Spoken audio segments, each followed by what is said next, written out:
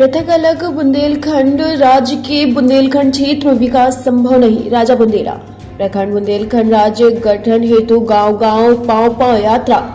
अलग बुंदेलखंड आज की बिना बुंदेलखंड क्षेत्र में विकास संभव नहीं। राजा बुंदेला से तीखे सवाल सीधे। खास मुलाकात today India live news Amit Gupta के साथ। कोई लक्ष्य है, हमारा सिर्फ एक लक्ष्य है और वो है बुंदेलखंड राज्य। क्या एमपी के है जो जिले बुंदेलखंड में आते हैं वहाँ भी आप इतना ही ध्यान दे रहे हैं? इससे ज़्यादा है वहाँ पे जागरूकता इससे ज़्यादा है।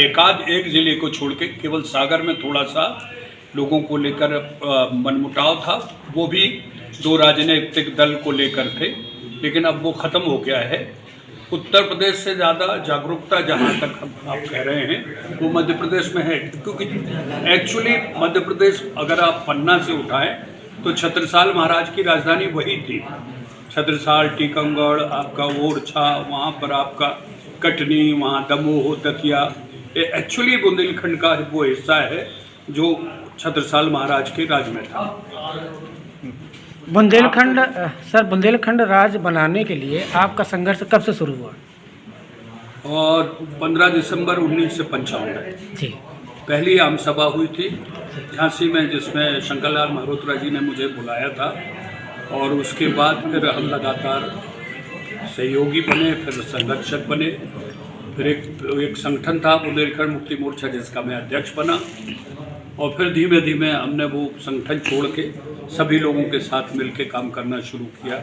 तो वो 1995 से 15 दिसंबर को ये है।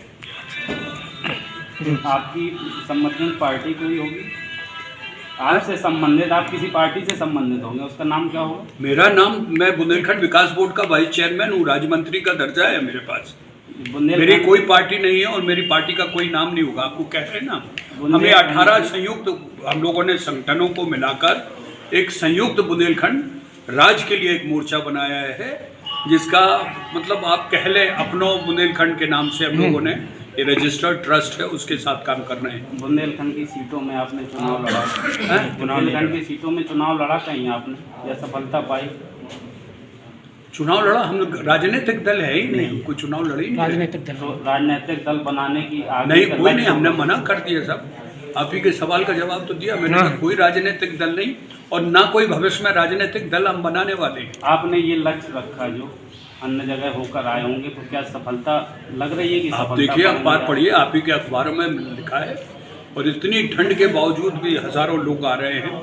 आज तक, अभी तक, मतलब आज 14वां दिन है, 15वां दिन है, हमने एक भी सभा कैंसिल नहीं की है। चाहे ठंड हो चाहे बारिश हो, हमारी एक भी सभा कैंसिल नहीं हुई है।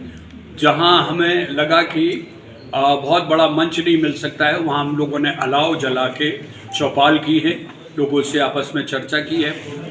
जैसा आश्रय जी ने बताया कि देखिए, ये हमारे आने भर की ज़रूरत है, पूरी की तरह लोग तैयार हैं। हमने जैसे ही कहा जन जन में, अगर हमारे इस आंदोलन को, इस यात्रा को आप लोगों का साहस और साथ नहीं मिलता तो इतनी हिम्मत नहीं हमारी होती। हम तो बल्कि ये मान के चल रहे हैं कि उरई में हम 1-2 लाख लोग पटकेंगे 10 तारीख को। हर उरई के गली कूचे में बुंदेलखंड अलग राज्य की मांग होगी, और वो इसलिए कि कोई आदमी इस मुद्दे को लेकर जनता में गया ही नहीं। वो पार्टी विशेष या व्यक्ति विशेष के उसके अपने मुद्दे रहे। हम तो 5 करोड़ बुंदेलखंडियों की बात कर रहे हैं। ना मैं अपने बेटे के ट्रांसफ़र के लिए, ना अपने मामा को नौकरी के लिए, हम तो कोई बात कर ही नहीं रहे। ना हम नोट मांग रहे हैं, ना वोट मांग रहे हैं, ना हम सपोर्ट मांग रहे हैं। इससे मुख्यतः क्या लाभ मिलेगा बुंदेलखंड? बुंदेलखंड आज़ाद जब होगा तो सबसे पहले 67% जो आपका पलायन है, जो यहाँ से लोग बेचारे BA MA करके नोएडा दिल्ली जाके माँ बाप को अपने भगवान भरोसे छोड़ जाते हैं, गाँव में खेती भी अटिया बटिया को छोड़ के जाते हैं, वहाँ जाके छोटी नौकरी करते हैं। 5-10 साल बाद जब वो लौट के आ गए तो माँ बाप दुनिया छोड़ चुके होते हैं, ज़मीन जायदाद भी निपट चुकी होती है। तो बद से बदतर स्थिति जो आपकी पलायन की वजह से हो रही है, हम वो पलायन रोकेंगे। हम यहाँ पे बड़ी बड़ी फैक्ट्रियाँ लाएंगे।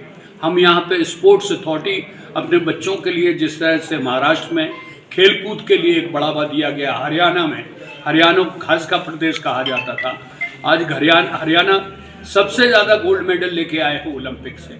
तो हमारी कोशिश ये होगी युवाओं को बुंदेलखंड छोड़ने से रोका जाए।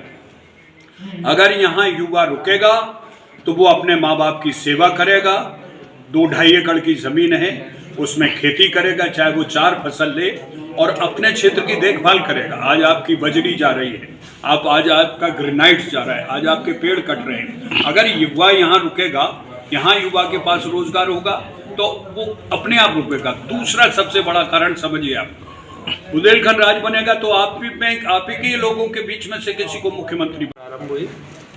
मैं ब्रीफ में पूरी यात्रा का वो रख रहा हूँ। प्रथम चरण हुआ 12 अक्टूबर से, जो कि आपका ललितपुर से प्रारंभ हुआ और जोर से बोलो, आखिर तक नहीं जाएगी।